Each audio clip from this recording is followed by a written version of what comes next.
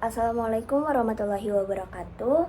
Perkenalkan, nama saya Sakura Mutia Gisuli Setiawan dengan NIM G0024 kelompok A1 dengan ASLab Mas Fatan. Pada video kali ini saya akan membuat laporan praktikum blok 1.2.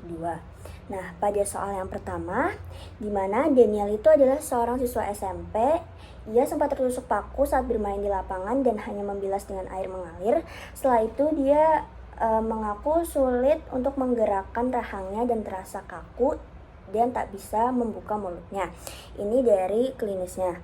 Nah, lalu kita disuruh untuk menjelaskan tentang anatomi mandibula. Nah, saya menggunakan media ajar PPT dengan gambar peperat yang diambil dari Atlas Sobota. Yang pertama tentang anatomi mandibula. Jadi, os mandibula itu kan merupakan bagian dari viscerocranium. Dia itu merupakan tulang tunggal, di mana os mandibula itu tersusun atas dua ramus dan satu korpus. Nah, di bagian anterior, di bagian depan, itu akan terlihat ramus dan juga korpusnya ini. Nah, pertemuan antara ramus dan korpus di mandibula disebut dengan angulus mandibulae, di mana angulus mandibulae ini nanti akan dilekati oleh ligamen stylomandibulare. Nah, terus terdapat penonjolan atau peninggian yang disebut dengan protuberantia mentalis. Ini peninggian di bagian anterior. Terus di situ juga terdapat tuberculum mentale dan juga basis mandibulae. Lalu di sini ada lubang yang disebut dengan foramen mentale. Nah, nanti foramen mentale ini akan dilalui oleh AVN mentalis. Lalu dari sisi lateral. Nah, di sisi lateral ini dia si ramus mandibula, ini dari si korpus. Nah, ini tadi angulus mandibula yang sebelah sini.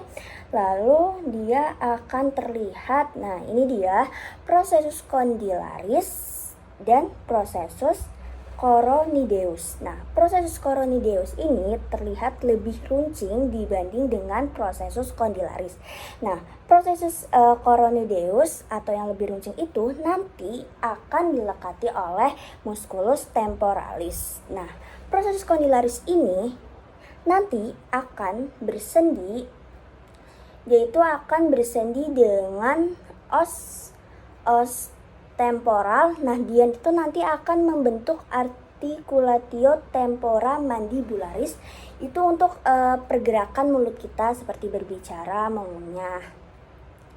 Lalu lanjut, di sini terdapat caput mandibulae atau kepala dari mandibula. Terus nanti di sini terdapat cekungan antara processus coronideus dengan processus condylaris. Cekungan ini dinamakan dengan incisura mandibulae. Ini dari bagian lateral. Terus juga terdapat pars alveolaris.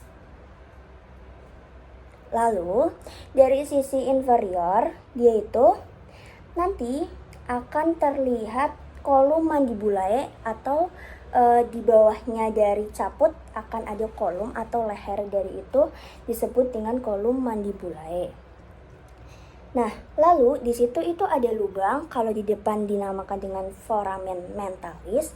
Nah, setelah itu di bagian inferior terdapat lubang yang disebut dengan foramen mandibulae, di mana foramen mandibulae ini nanti akan dilalui oleh AVN alveolaris.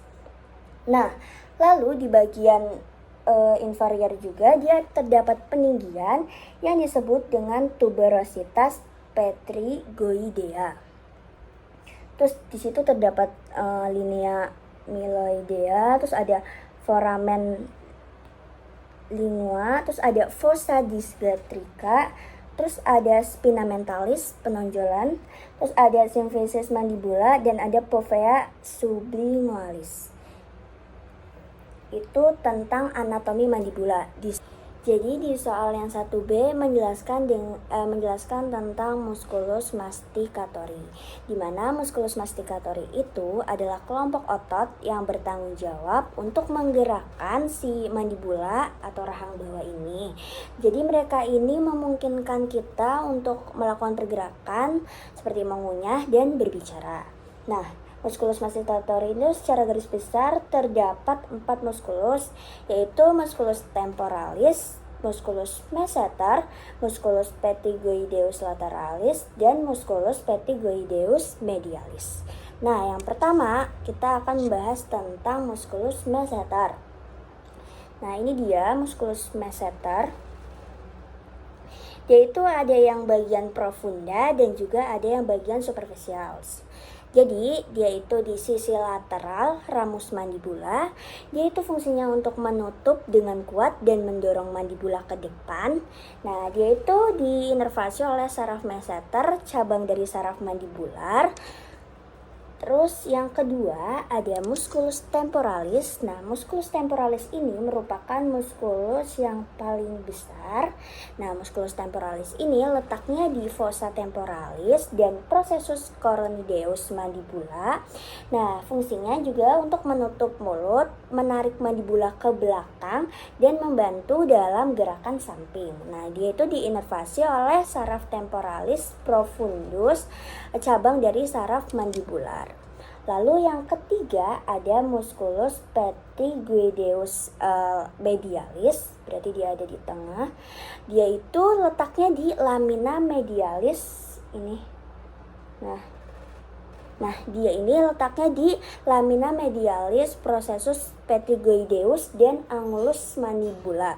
Dimana fungsinya dia itu untuk menutup mulut, terus mendorong mandibula ke depan dan membantu dalam gerakan samping. Nah, dia diinervasi oleh saraf pterygoideus medial, cabang dari saraf mandibular. Terus yang keempat adalah musculus pterygoideus lateralis di bagian samping, di lateral. Dia itu ada dua, ada caput superius dan caput inferius. Dia itu letaknya di kepala superior dan inferior pada lamina lateralis processus pterygoideus dan discus articularis sendi tempora mandibular. Nah, fungsinya itu untuk membuka mulut, mendorong mandibula ke depan, dan membantu dalam gerakan samping juga karena terletak di lateral. Nah, dia itu diinervasi oleh saraf pterygoideus lateral, cabang dari saraf mandibular. Jadi si mandibula itu nanti tuh akan diinervasi oleh nervus mandibularis. Nah, sekian laporan praktikum di soal nomor 1. Terima kasih.